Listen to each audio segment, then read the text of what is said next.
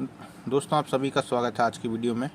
दोस्तों अब हम मैथ्स के टॉपिक को टॉपिक बाय टॉपिक समझेंगे। मैं आपको उसके बेसिक्स समझाऊंगा, क्योंकि यदि आप सीजीएल की तैयारी कर रहे हैं, है ना, एसएससी की कोई भी एग्ज़ाम की तैयारी कर रहे हैं या बैंकिंग एग्ज़ाम की तैयारी कर रहे हैं, तो आपको इनका बेसिक पता होना चाहिए। क्योंकि मेंस में दोस्तों आपको घुमा के ऐसा क्वेश्चन पूछेगा कि आप यदि बेसिक नहीं जानते होंगे तो आप फंस जाएंगे।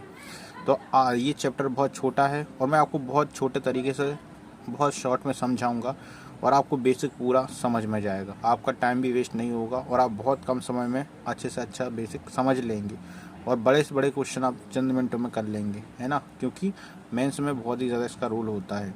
तो चलिए आज शुरू करते हैं पार्टनरशिप, है ना, यानी कि साझेदारी। तो इसका बेसिक मैं आपको समझाता हूँ।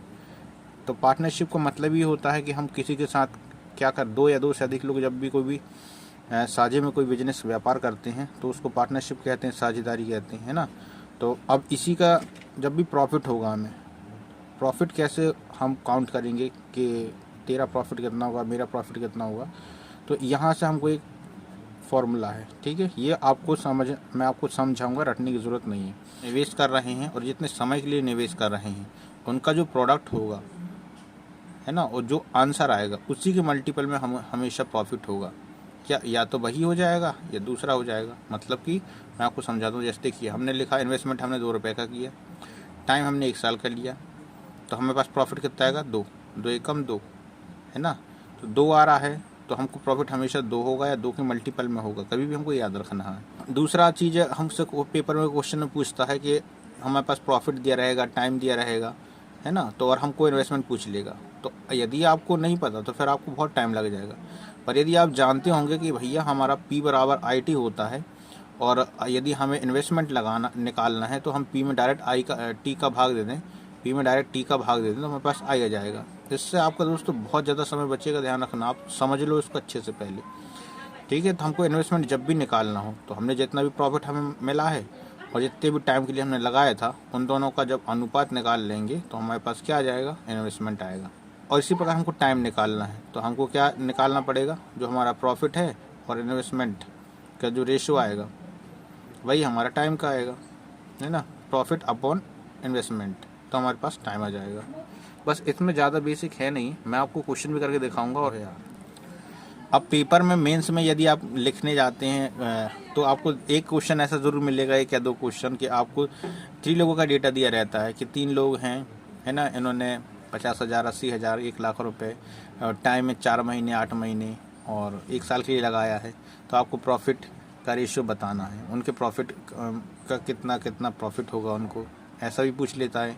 कभी कभी बोल देगा कि हमें एक जन ने 20,000 रुपये लगाया, दूसरे ने 30,000 लगाया, तीसरे ने नहीं पता कितना लगाया और टाइमिंग देगा तो तीसरे ने कितना रुपये इन्वेस्ट किया वो बताना है। तो इस प्रकार के क्वेश्चन आते हैं। तो हमको ये बस याद रखना है कि यदि हमारा टाइम मंथ में यदि आप ले रहे हैं, जैसे इसने 7 महीने के लिए किया, इसने 8 महीने के लिए किया, इसने 1 साल के लिए किया, तो आप डायरेक्ट 7, 8 और 1 साल नहीं लिख रखेंगे, 7 महीने, 8 महीने और 12 महीने रखेंगे।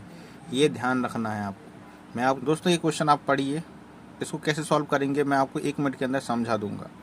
इसका बेसिक यदि आपको पता है तो आप बहुत चुटकियों में इसको हल कर सकते हैं, ठीक है। अमर, बिट्टू और चंदन ने 3, 6 और 4 के अनुपात में निवेश किया है ना, 8 महीने के लिए। इसने भी 8 महीने के लिए और इसमें भी 8 महीने के लिए, ठीक है। अब क्या होता है, 8 महीने के बाद जो अमर रहता है वो अपनी राशि को क्या करता है, अपनी राशि जितनी निवेश किया हो उतनी ही राशि फिर निवेश कर देता है। मतलब कि पहले 3 किया था और फिर 3 कर देगा तो कितनी हो जाएगी, 6, है ना, और 4 महीने, मतलब 1 साल के लिए, लास्ट में लिखा ना 1 साल के लिए, इसलिए 4 इंटू।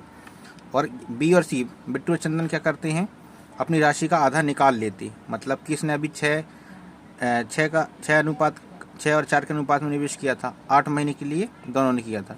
अब क्या 8 महीने के बाद क्या करेंगे, ये अपना निवेश की राशि का आधा निकाल लेंगे। मतलब कि 3 निकालिए, 3 बचा और 4 महीने और बचे, 8, 4, 12, 1 साल हो गया। इसी प्रकार से भी 2 निकाल लिया, 2 बचा और 4 महीने लास्ट के बच्चे। बस जो कट रहा है काट दो, अनुपात पूछ रहा, आ जाएगा प्रॉफिट का अनुपात।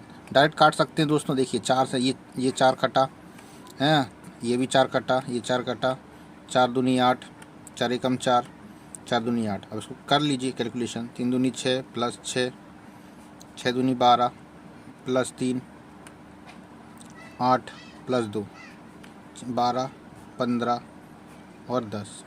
तो 12, 15 और 10 के अनुपात में उनको प्रॉफिट होगा। तो दोस्तों यदि आपको बेसिक नहीं जानते तो आपको बहुत ज़्यादा समय लगता है,